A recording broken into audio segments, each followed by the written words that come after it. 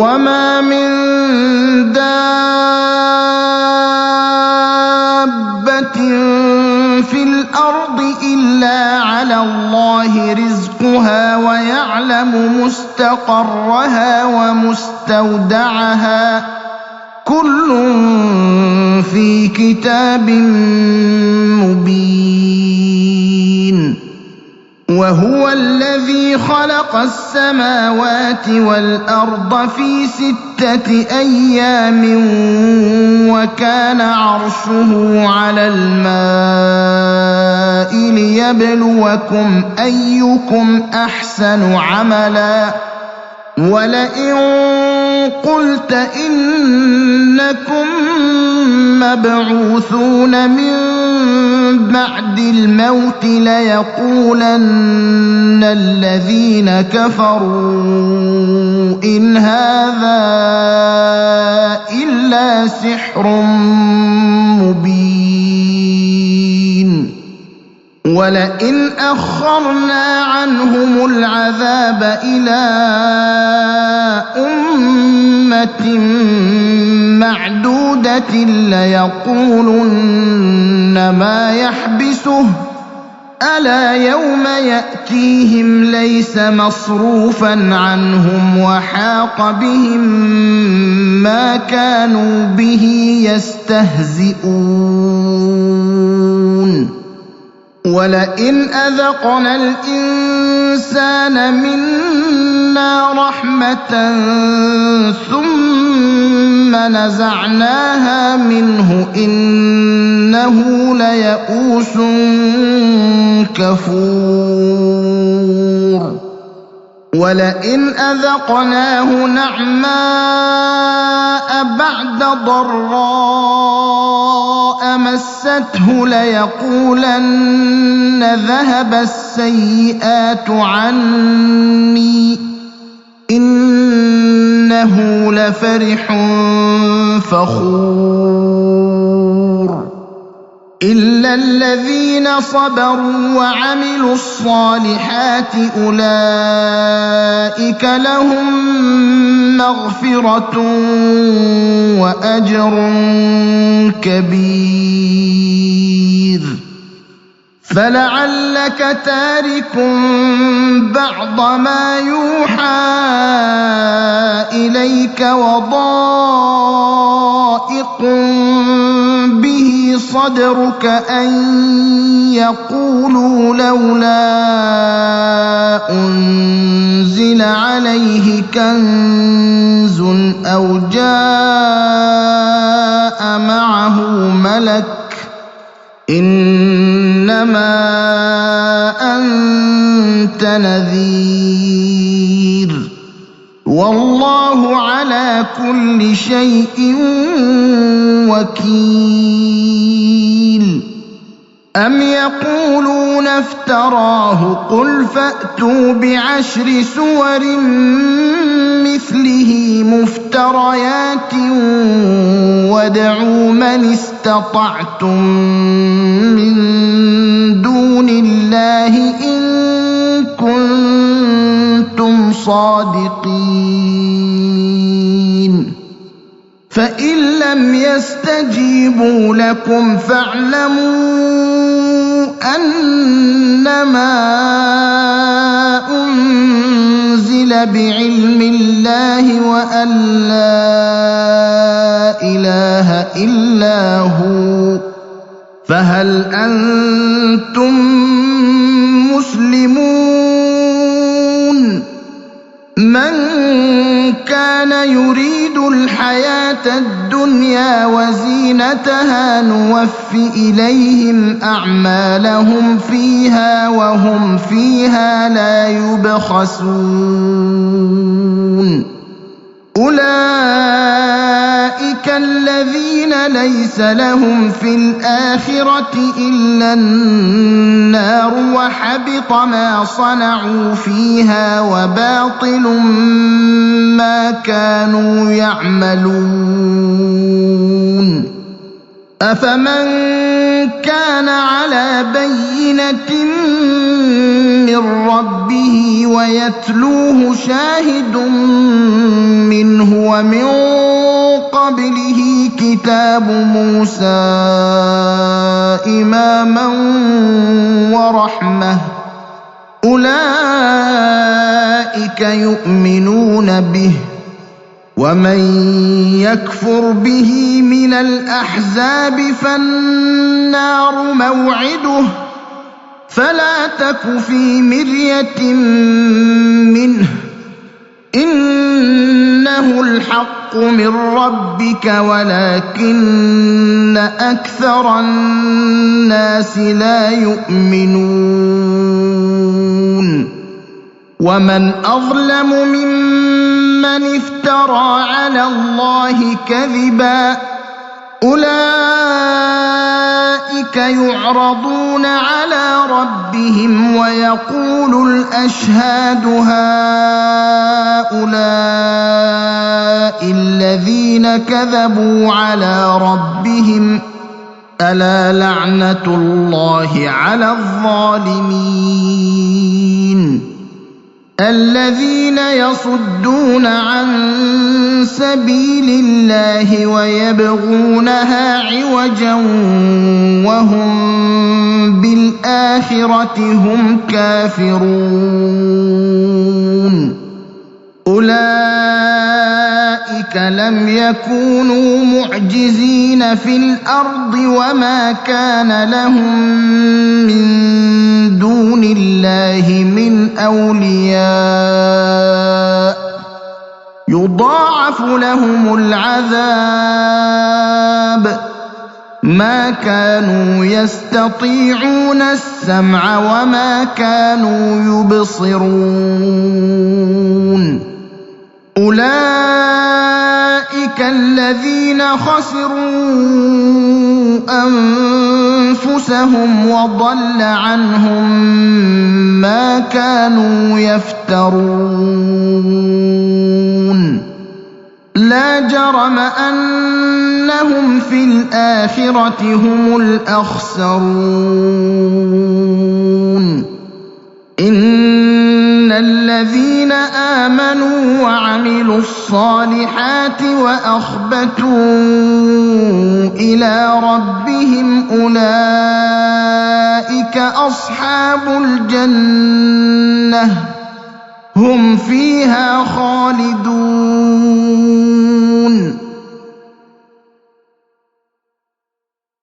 مثل الفريقين كالأعمى والأصم والبصير والسميع هل يستويان مثلا أفلا تذكرون ولقد أرسلنا نوحا إلى قومه إني لكم نذير مبين ألا تعبدوا إلا الله إني أخاف عليكم عذاب يوم أليم فقال الملأ الذين كفروا من قومه ما نراك إلا بشرا مثلنا وما نراك اتبعك إلا الذين هم أراذلنا بادي الرأي وما نرى لكم علينا من فضل بل نظنكم كاذبين قال يا قوم أرأيتم إن كنت على بينة من ربي وآتاني رحمة من عنده فعميت عليكم أنلزمكموها وأنتم لها كارهون ويا قوم لا أسألكم عليه مالا إن أجري إلا على الله وما أنا بطارد الذين آمنوا إنهم ملاقو ربهم ولكني أراكم قوما تجهلون ويا قوم من ينصرني من الله إن طردتهم أفلا تذكرون ولا أقول لكم عندي خزائن الله ولا أعلم الغيب ولا أقول إني ملك ولا أقول للذين تزدري أعينكم لن يؤتيهم الله خيرا ولا أقول للذين تزدري أعينكم لن يؤتيهم الله خيرا الله أعلم بما في أنفسهم إني إذا لمن الظالمين قالوا يا نوح قد جادلتنا فأكثرت جدالنا فأتنا بما تعدنا إن كنت من الصادقين قال إنما يأتيكم به الله إن شاء وما أنتم بمعجزين ولا ينفعكم نصحي إن أردت أن أنصح لكم إن كان الله يريد أن يغويكم هو ربكم وإليه ترجعون أم يقولون افتراه قل إن افتريته فعلي إجرامي وأنا بريء مما تجرمون وأوحي إلى نوح أنه لن يؤمن من قومك إلا من قد آمن فلا تبتئس بما كانوا يفعلون واصنع الفلك بأعيننا ووحينا ولا تخاطبني في الذين ظلموا إنهم مغرقون ويصنع الفلك وكلما مر عليه ملأ من قومه سخروا منه قال إن تسخروا منا فإنا نسخر منكم كما تسخرون فسوف تعلمون من يأتيه عذاب يخزيه ويحل عليه عذاب مقيم حتى إذا جاء أمرنا وفارت النور قل نحمل فيها من كل زوجين اثنين وأهلك إلا من سبق عليه القول ومن آمن وما آمن معه إلا قليل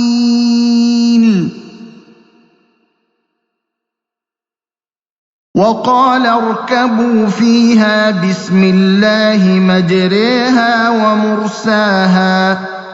إن ربي لغفور رحيم وهي تجري بهم في موج كالجبال ونادى نوح ابنه وكان في معزل يا بني اركب معنا ولا تكن مع الكافرين قال سآوي إلى جبل يعصمني من الماء قال لا عاصم اليوم من أمر الله إلا من رحم وحال بينهما الموج فكان من المغرقين وقيل يا أرض ابلعي ماءك ويا سماء أقلعي وغيض الماء وقضي الأمر واستوت على الجودي وقيل بعدا للقوم الظالمين ونادى نوح ربه فقال رب إن ابني من أهلي وإن وعدك الحق وأنت أحكم الحاكمين قال يا نوح إنه ليس من أهلك إنه عمل غير صالح فلا تسألني ما ليس لك به علم إني أعظك أن تكون من الجاهلين قال رب إني أعوذ بك أن أسألك ما ليس لي به علم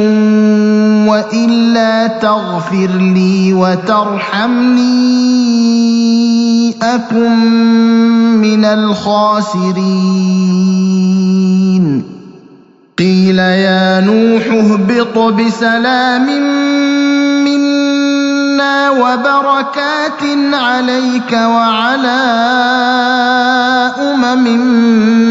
ممن معك وأمم سنمتعهم ثم يمسهم منا عذاب أليم تلك من أنباء الغيب نوحيها إليك ما كنت تعلمها أنت ولا قومك من قبل هذا فاصبر إن العاقبة للمتقين وإلى عاد أخاهم هودا قال يا قوم اعبدوا الله ما لكم من إله غيره إن أنتم إلا مفترون يا قوم لا أسألكم عليه أجرا إن أجري إلا على الذي فطرني أفلا تعقلون ويا قوم استغفروا ربكم ثم توبوا إليه يرسل السماء عليكم مدرارا ويزدكم قوة إلى قوتكم ولا تتولوا مجرمين قالوا يا هود ما جئتنا ببينة وما نحن بتاركي آلهتنا عن قولك وما نحن لك بمؤمنين إن نقول إلا اعتراك بعض آلهتنا بسوء قال إني أشهد الله واشهدوا أني بريء مما تشركون من دونه فكيدوني جميعا ثم لا تنظرون إني توكلت على الله ربي وربكم ما من دابة إلا هو آخذ بناصيتها إن ربي على صراط مستقيم فإن تولوا فقد أبلغتكم ما أرسلت به إليكم ويستخلف ربي قوما غيركم ولا تضرونه شيئا إن ربي على كل شيء حفيظ ولما جاء أمرنا نجينا هودا والذين آمنوا معه برحمة منا ونجيناهم من عذاب غليظ وتلك عاد جحدوا بآيات ربهم وعصوا رسله واتبعوا أمر كل جبار عنيد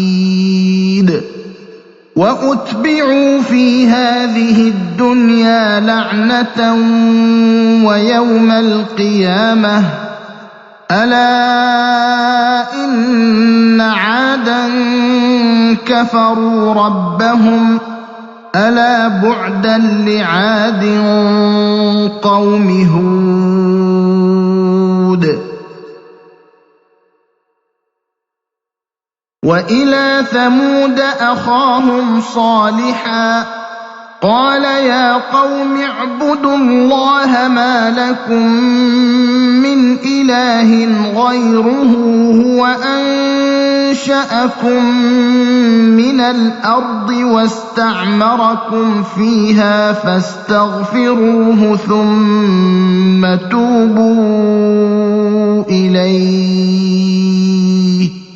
إن ربي قريب مجيب قالوا يا صالح قد كنت فينا مرجوا قبل هذا أتنهانا أن نعبد ما يعبد آباؤنا وإننا لفي شك مما تدعونا إليه مريب قال يا قوم أرأيتم إن كنت على بينة من ربي وآتاني منه رحمة فمن ينصرني من الله إن عصيته فما تزيدونني غير تخسير ويا قوم هذه ناقة الله لكم آية فذروها تأكل في أرض الله ولا تمسوها بسوء فيأخذكم عذاب قريب فعقروها فقال تمتعوا في داركم 3 أيام ذلك وعد غير مكذوب فلما جاء أمرنا نجينا صالحا والذين آمنوا معه برحمة منا ومن خزي يومئذ إن ربك هو القوي العزيز وأخذ الذين ظلموا الصيحة فأصبحوا في ديارهم جاثمين كأن لم يغنوا فيها ألا إن ثمود كفروا ربهم ألا بعدا لثمود ولقد جاءت رسلنا إبراهيم بالبشرى قالوا سلاما قال سلام فما لبث أن جاء بعجل حنيذ فلما رأى أيديهم لا تصل إليه نكرهم وأوجس منهم خيفة قالوا لا تخف إنا أرسلنا إلى قوم لوط وامرأته قائمة فضحكت فبشرناها بإسحاق ومن وراء إسحاق يعقوب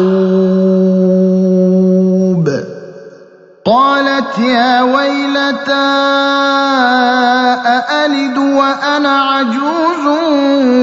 وهذا بعلي شيخا إن هذا لشيء عجيب قالوا أتعجبين من أمر الله رحمة الله وبركاته عليكم أهل البيت إنه حميد مجيد فلما ذهب عن إبراهيم الروع وجاءته البشرى يجادلنا في قوم لوط إن إبراهيم لحليم أواه منيب يا إبراهيم أعرض عن هذا إنه قد جاء أمر ربك وإنهم آتيهم عذاب غير مردود ولما جاءت رسلنا لوطا سيء بهم وضاق بهم ذرعا وقال هذا يوم عصيب وجاءه قومه يهرعون إليه ومن قبل كانوا يعملون السيئات قال يا قوم هؤلاء بناتي هن أطهر لكم فاتقوا الله ولا تخزون في ضيفي أليس منكم رجل رشيد قالوا لقد علمت ما لنا في بناتك من حق وإنك لتعلم ما نريد قال لو أن لي بكم قوة أو آوي إلى ركن شديد قالوا يا لوط إنا رسل ربك لن يصلوا إليك فأسر بأهلك بقطع من الليل ولا يلتفت منكم أحد إلا امرأتك إنه مصيبها ما أصابهم إن موعدهم الصبح أليس الصبح بقريب فلما جاء أمرنا جعلنا عاليها سافلها وأمطرنا عليها حجارة من سجيل منضود مسومة عند ربك وما هي من الظالمين ببعيد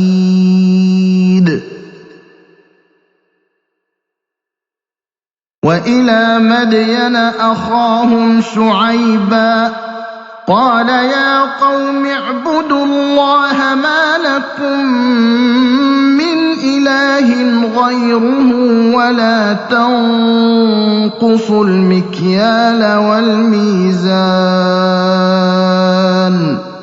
إني أراكم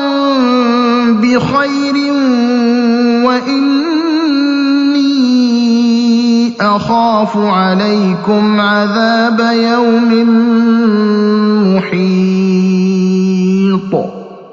ويا قوم أوفوا المكيال والميزان بالقسط ولا تبخسوا الناس أشياءهم ولا تعثوا في الأرض مفسدين بقية الله خير لكم إن كنتم مؤمنين وما أنا عليكم بحفيظ قالوا يا شعيب أصلاتك تأمرك أن نترك ما يعبد آباؤنا أو أن نفعل في أموالنا ما نشاء إنك لأنت الحليم الرشيد قال يا قوم أرأيتم إن كنت على بينة من ربي ورزقني منه رزقا حسنا وما أريد أن أخالفكم إلى ما أنهاكم عنه إن أريد إلا الإصلاح ما استطعت وما توفيقي إلا بالله عليه توكلت وإليه أنيب ويا قوم لا يجرمنكم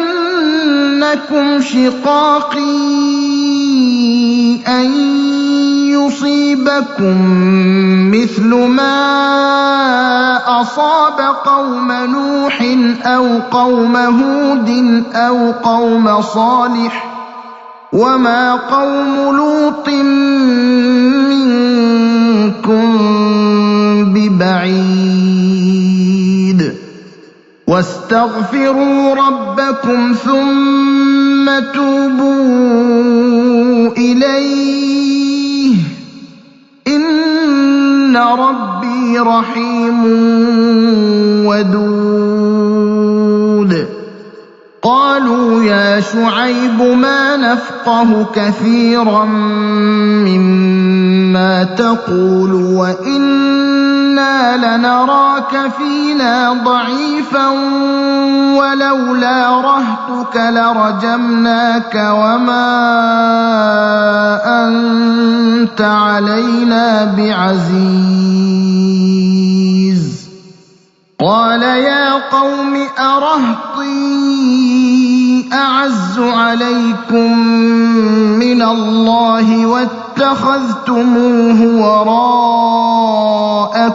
ظهريا إن ربي بما تعملون محيط ويا قوم اعملوا على مكانتكم إني عامل سوف تعلمون من يأتيه عذاب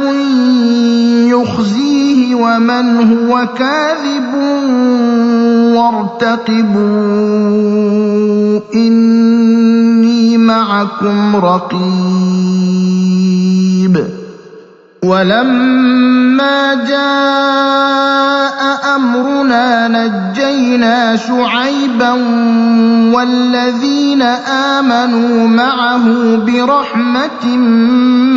منا وأخذت الذين ظلموا الصيحة فأصبحوا في ديارهم جاثمين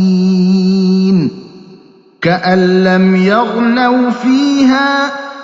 ألا بعدا لمدين كما بعدت ثمود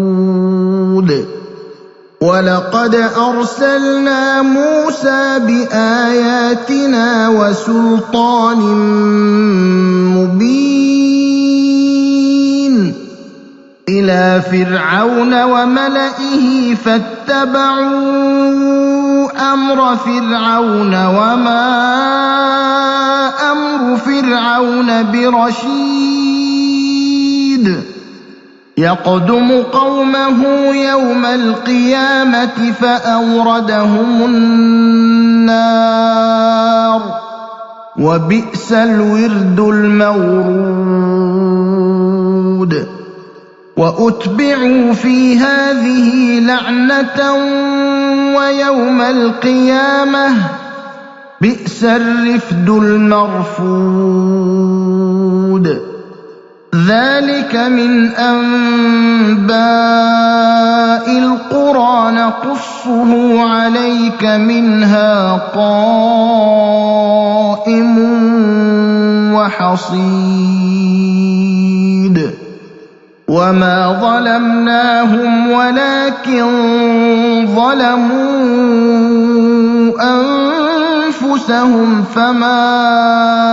أغنت عنهم آلهتهم التي يدعون من دون الله من شيء لما جاء أمر ربك وما زادوهم غير تتبيب وكذلك أخذ ربك إذا أخذ القرى وهي ظالمة إن أخذه أليم شديد إن في ذلك لآية لمن خاف عذاب الآخرة ذلك يوم مجموع له الناس وذلك يوم مشهود وما نؤخره إلا لأجل معدود يوم يأتي لا تكلم نفس إلا بإذنه فمنهم شقي وسعيد فأما الذين شقوا ففي النار لهم فيها زفير وشهيق خالدين فيها ما دامت السماوات والأرض إلا ما شاء ربك إن ربك فعال لما يريد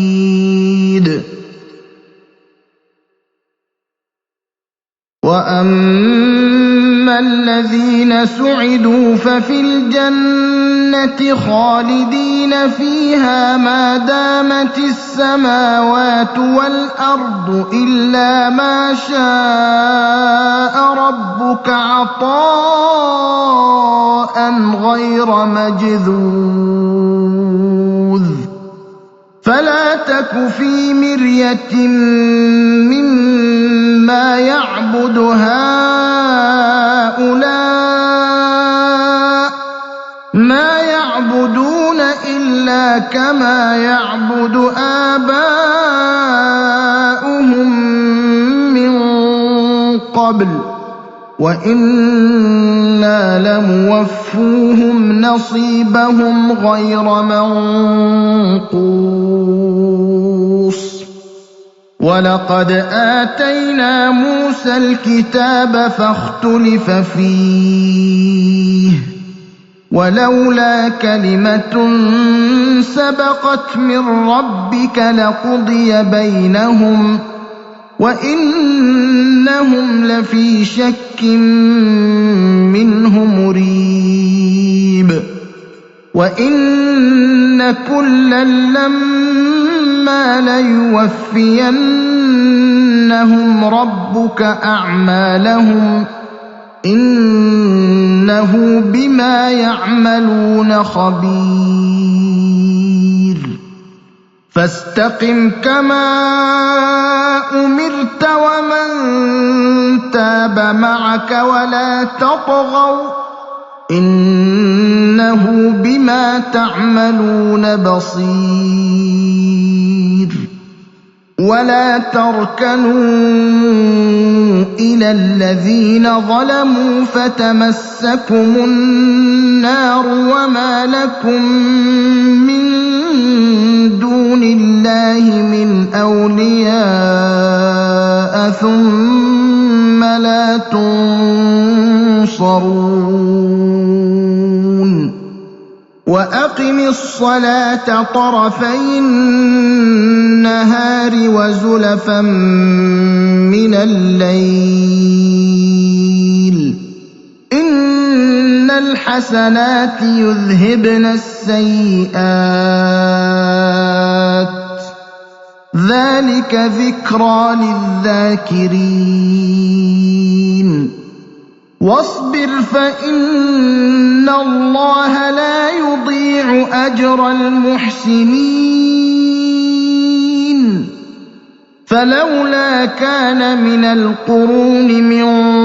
قبلكم أولو بقية ينهون عن الفساد في الأرض إلا قليلا ممن أنجينا منهم واتبع الذين ظلموا ما أترفوا فيه وكانوا مجرمين وما كان ربك ليهلك القرى بظلم وأهلها مصلحون ولو شاء ربك لجعل الناس أمة واحدة ولا يزالون مختلفين إلا من رحم ربك ولذلك خلقهم وتمت كلمة ربك لأملأن جهنم من الجنة الجنة والناس أجمعين وكلا نقص عليك من أنباء الرسل ما نثبت به فؤادك وجاءك في هذه الحق وموعظة وذكرى للمؤمنين وقل للذين لا يؤمنون اعملوا على مكانتكم إنا عاملون وانتظروا إنا منتظرون ولله غيب السماوات والأرض وإليه يرجع الأمر كله فاعبده وتوكل عليه وما ربك بغافل عما تعملون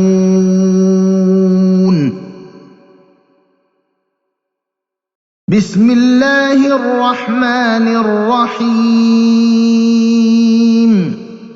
ألف لام را تلك آيات الكتاب المبين إنا أنزلناه قرآنا عربيا لعلكم تعقلون نحن نقص عليك أحسن القصص بما أوحينا إليك هذا القرآن وإن كنت من قبله لمن الغافلين إذ قال يوسف لأبيه يا أبت إني رأيت 11 كوكبا والشمس والقمر رأيتهم لي ساجدين قال يا بني لا تقصص رؤياك على إخوتك فيكيدوا لك كيدا إن الشيطان للإنسان عدو مبين وكذلك يجتبيك ربك ويعلمك من تأويل الأحاديث ويتم نعمته عليك وعلى آل يعقوب كما أتمها على أبويك من قبل إبراهيم وإسحاق إن ربك عليم حكيم لقد كان في يوسف وإخوته آيات للسائلين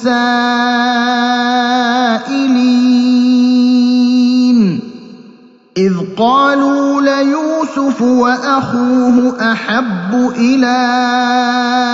أبينا منا ونحن عصبة إن أبانا لفي ضلال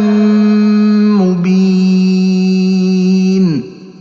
اقتلوا يوسف أو اطرحوه أرضا يخل لكم وجه أبيكم وتكونوا من بعده قوما صالحين قال قائل منهم لا تقتلوا يوسف يوسف وألقوه في غيابة الجب يلتقطه بعض السيارة إن كنتم فاعلين قالوا يا أبانا ما لك لا تأمننا على يوسف وإنا له لناصحون أرسله معنا غدا يرتع ويلعب وإنا له لحافظون قال إني ليحزنني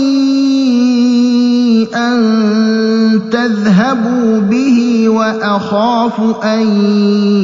يأكله الذئب وأنتم عنه غافلون قالوا لئن أكله الذئب ونحن عصبة إنا إذا لخاسرون فلما ذهبوا به وأجمعوا أن يجعلوه في غيابة الجب وأوحينا إليه لتنبئنهم بأمرهم هذا وهم لا يشعرون وجاءوا أباهم عشاء يبكون قالوا يا أبانا إنا ذهبنا نستبق وتركنا يوسف عند متاعنا فأكله الذئب وما أنت بمؤمن لنا ولو كنا صادقين وجاءوا على قميصه بدم كذب قال بل سولت لكم أنفسكم أمرا فصبر جميل والله المستعان على ما تصفون وجاءت سيارة فأرسلوا واردهم فأدلى دلوه قال يا بشرى هذا غلام وأسروه بضاعة والله عليم بما يعملون وشروه بثمن بخس دراهم معدودة وكانوا فيه من الزاهدين وقال الذي اشتراه من مصر لامرأته أكرمي مثواه عسى أن ينفعنا أو نتخذه ولدا وكذلك مكنا ليوسف في الأرض ولنعلمه من تأويل الأحاديث والله غالب على أمره ولكن أكثر الناس لا يعلمون ولما بلغ أشده آتيناه حكما وعلما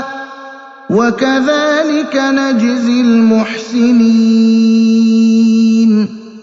وراودته راودته التي هو في بيتها عن نفسه وغلقت الأبواب وقالت هيت لك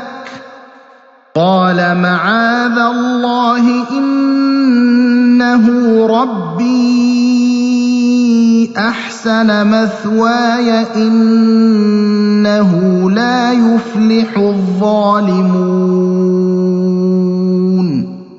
ولقد همت به وهم بها لولا أن رأى برهان ربه كذلك لنصرف عنه السوء والفحشاء إنه من عبادنا المخلصين واستبق الباب وقدت قميصه من دبر وألف يا سيدها لدى الباب قالت ما جزاء من أراد بأهلك سوءا إلا أن يسجن أو عذاب أليم قال هي راودتني عن نفسي وشهد شاهد من أهلها إن كان قميصه قد من قبل فصدقت وهو من الكاذبين وإن كان قميصه قد من دبر فكذبت وهو من الصادقين فلما رأى قميصه قد من دبر قال إنه من كيدكن إن كيدكن عظيم يوسف أعرض عن هذا واستغفري لذنبك إنك كنت من الخاطئين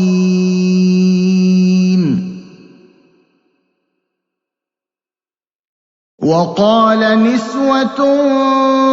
في المدينة امرأة العزيز تراود فتاها عن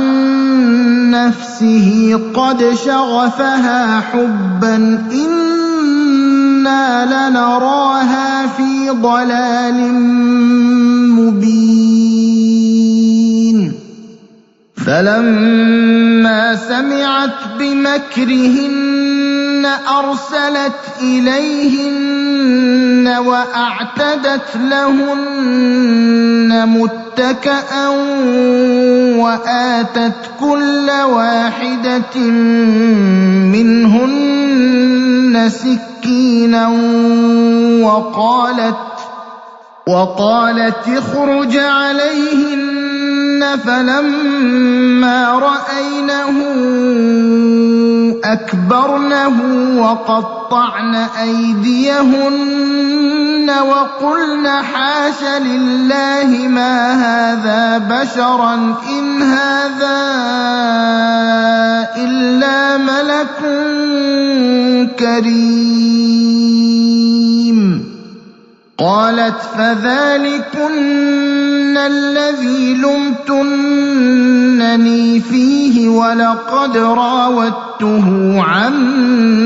نفسه فاستعصم ولئن لم يفعل ما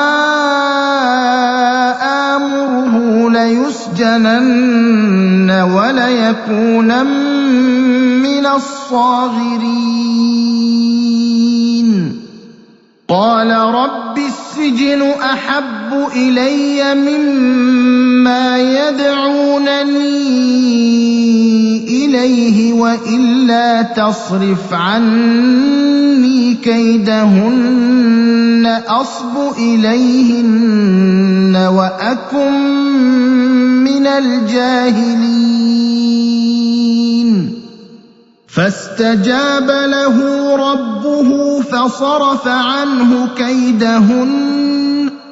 إنه هو السميع العليم ثم بدا لهم من بعد ما رأوا الآيات ليسجننه حتى حين ودخل معه السجن فتيان قال أحدهما إني أراني أعصر خمرا وقال الآخر إني أراني أحمل فوق رأسي خبزا تأكل الطير منه نبئنا بتأويله إنا نراك من المحسنين قال لا يأتيكما طعام ترزقانه إلا نبأتكما بتأويله قبل أن يأتيكما ذلكما مما علمني ربي إني تركت ملة قوم لا يؤمنون بالله وهم بالآخرة هم كافرون واتبعت ملة آبائي إبراهيم وإسحاق ويعقوب ما كان لنا أن نشرك بالله من شيء ذلك من فضل الله علينا وعلى الناس ولكن أكثر الناس لا يشكرون يا صاحبي السجن أأرباب متفرقون خير أم الله الواحد القهار ما تعبدون من دونه إلا أسماء سميتموها أنتم وآباؤكم ما أنزل الله بها من سلطان إن الحكم إلا لله أمر ألا تعبدوا إلا إياه ذلك الدين القيم ولكن أكثر الناس لا يعلمون يا صاحبي السجن أما أحدكما فيسقي ربه خمرا وأما الآخر فيصلب فتأكل الطير من رأسه قضي الأمر الذي فيه تستفتيان وقال للذي ظن أنه ناج منهما اذكرني عند ربك فأنساه الشيطان ذكر ربه فلبث في السجن بضع سنين. وقال الملك إني أرى 7 بقرات سمان يأكلهن 7 عجاف و7 سنبلات خضر وأخر يابسات يا أيها الملأ أفتوني في رؤياي إن كنتم للرؤيا تعبرون. قالوا أضغاث أحلام وما نحن بتأويل الأحلام بعالمين. وقال الذي نجا منهما وادكر بعد أمة أنا أنبئكم بتأويله فأرسلون.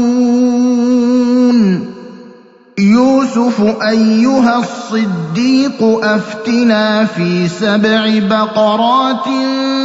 سمان يأكلهن 7 عجاف و7 سنبلات خضر وأخر يابسات لعلي أرجع إلى الناس لعلهم يعلمون. قال تزرعون 7 سنين دأبا فما حصدتم فذروه في سنبله إلا قليلا مما تأكلون. ثم يأتي من بعد ذلك 7 شداد يأكلن ما قدمتم لهن إلا قليلا مما تحصنون. ثم يأتي من بعد ذلك عام فيه يغاث الناس وفيه يعصرون. وقال الملك ائتوني به فلما جاءه الرسول قال ارجع إلى ربك فاسأله ما بال النسوة اللاتي قطعن أيديهن إن ربي بكيدهن عليم. قال ما خطبكن إذ راوتن يوسف عن نفسه قلن حاش لله ما علمنا عليه من سوء. قالت امرأة العزيز الآن حصحص الحق أنا راودته عن نفسه وإنه لمن الصادقين. ذلك ليعلم أني لم أخنه بالغيب وأن الله لا يهدي كيد الخائنين.